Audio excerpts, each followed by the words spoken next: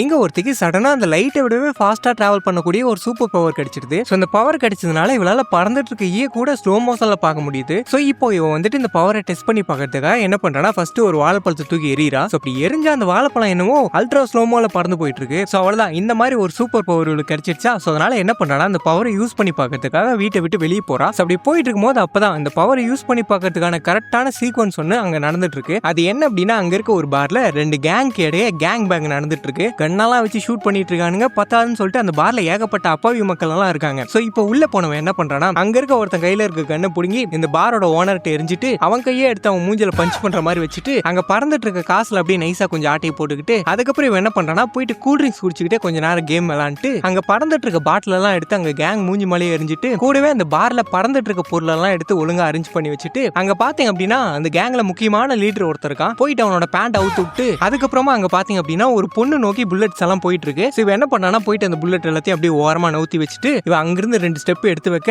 அவெல்லாம் எடுத்து வச்ச உடனே டைம் வந்து அப்படியே அன்ஃப்ரீஸ் ஆயிடுது. அவள்தான் எல்லாரும் மாறி மாறி அடிச்சுட்டு அங்கேயே விழுந்துறானுங்க. சோ இந்த மாதிரி ஒரு சூப்பர் பவர் உங்களுக்கு கிடைச்சா நீங்க என்ன பண்ணுவீங்க? கமெண்ட் பண்ணுங்க.